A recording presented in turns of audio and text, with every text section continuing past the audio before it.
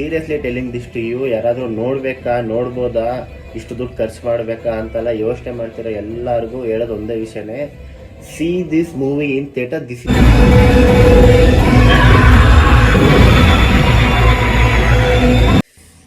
One of the movie to be seen in theatre.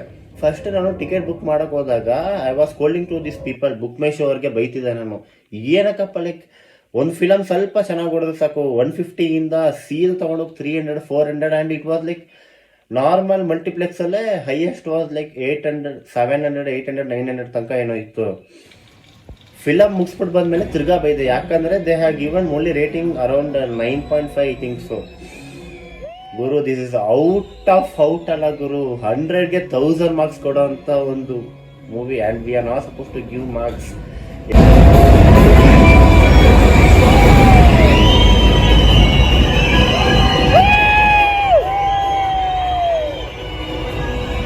This movie there is an divine energy. Seriously ಅನ್ಬೇಕಂದ್ರೆ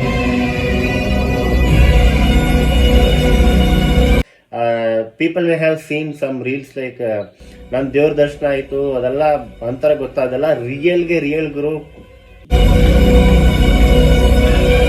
movie full adrenal pump ಹೆಂಗಿರುತ್ತಂದ್ರೆ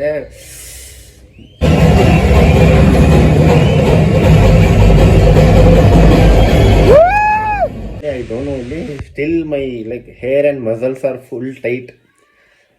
ಅಷ್ಟು pump ಆಗ್ಬಿಟ್ಟಿದೆ ಅಲ್ಲೇ ಅಡ್ರನಲ್ full. ಇಲ್ಲಿ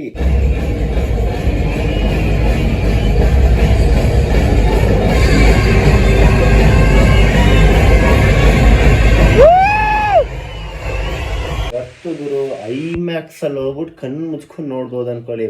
ಯಾಕಂದರೆ ನಾನು ತುಂಬ ದಿನದಿಂದ ಒಂದು ಆಸೆ ಇತ್ತು ಐಮ್ಯಾಕ್ಸಲ್ಲಿ ನೋಡಬೇಕು, but it has to be IMAX movie ಅಂತ. ಐಮ್ಯಾಕ್ಸ್ ಮೂವಿ ಅಂದರೆ ಆ ಒಂದು ಥಿಯೇಟರ್ಗೆ ಎಕ್ಸ್ಪೀರಿಯನ್ಸ್ ಆಗೋ ಥರ ಇರಬೇಕಂತ ಈ ಮೂವಿ ಇದೆಯಲ್ಲ, ಕೊಡುತ್ತೆ ಅದು ಫೀಲ್.